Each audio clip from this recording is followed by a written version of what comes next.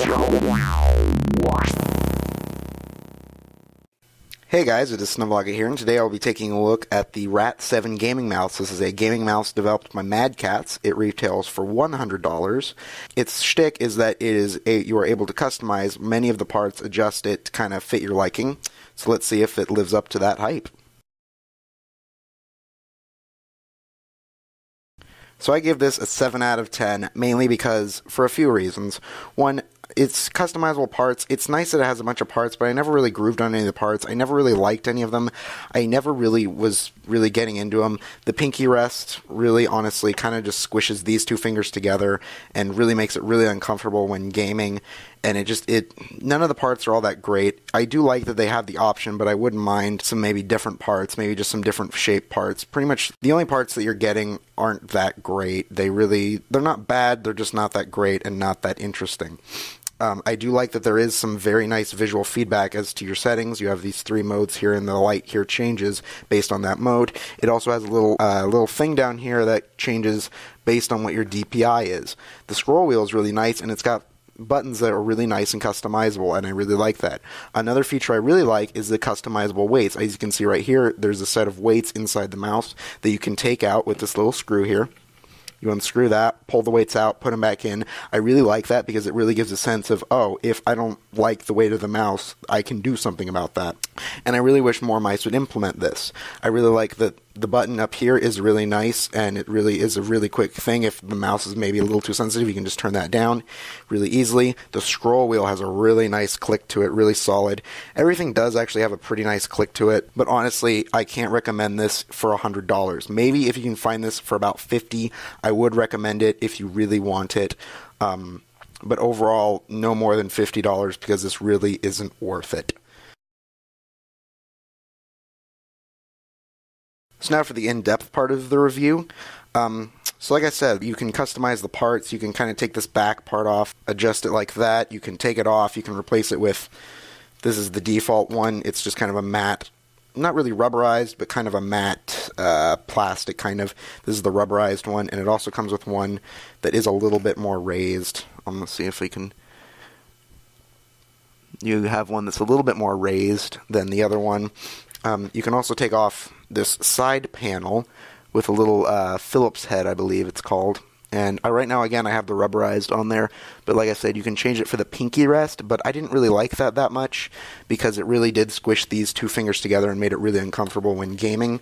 There's also the same one that has the same material as this. Like I said, my favorite ability is the ability to take out the weights and change how much the mouse weighs. There is a downside to that. The mouse is fairly top-heavy no matter what. There is a lot of weight at the front of it, and so even with all the weights out, I still felt like it was kind of lean towards this way, I guess. I can't really describe it without having you feel it. It's just something you're going to have to feel, honestly. Another one of my favorite features is that you can adjust the position of the thumb rest, so it kind of is in perfect position with your thumb. You can move it forward, you can move it backward, you can tilt it this way, and I really like that feature, and it's another feature that I would really like to see other mice really use. I really do like that there is a really clear visual feedback, especially in a dark environment. You can kind of just, as you can see, it kind of reflects on my thumb. If you change it, it reflects to blue to see what kind of gaming modes it has. Each of the modes changes what these buttons do. And there's also very clear visual feedback when it comes to what your DPI is. So I really like that. And it's a quick glance. You don't have to be like, oh, go into settings and, do all that. So again, as for the look of it, it looks really cool, actually. If you haven't seen it yet, you're probably like, what is this? This is like something out of a sci-fi film or something. And a lot of gaming stuff has kind of gone to that look. And honestly, I like it. I think it looks really good. I think my biggest complaint with it, though, is the form factor. It has kind of a very flat form factor. It kind of feels more like you're holding it like this, not like this, if that makes sense. It kind of feels like all the grip is in the back. Up here, there's not really a whole lot of stuff to grip onto. It's kind of all flat, and you kind of rest your hand on the back. And again, it feels like you're kind of holding it like this, it's in the back of your palm instead of kind of gripping it. As far as the DPI settings, they're all great.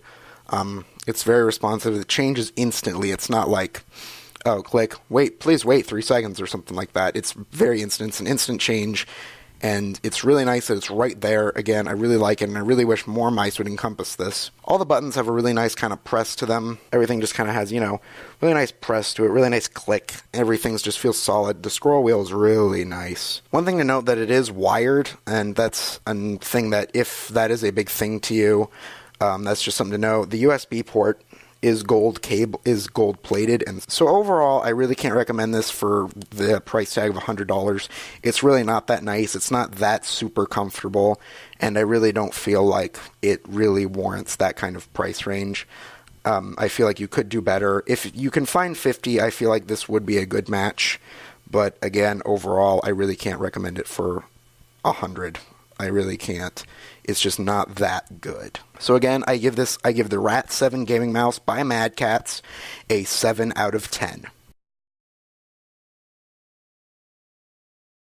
Okay, so finally, we have the overview of it. Pretty much what it is, you can remove this back plate, you can remove the weights, you can do this. It comes with this little box that keeps all the parts in. As you can see, it has this little thing for you to keep your weights in. You can kind of see how many you have in there. Comes with all these, all of the screws, as you can see in there. It's all Phillips head. A lot of it's adjustable. It's all Phillips head based. It's a very small one. I had to really dig around for one. It's about the size of my hand.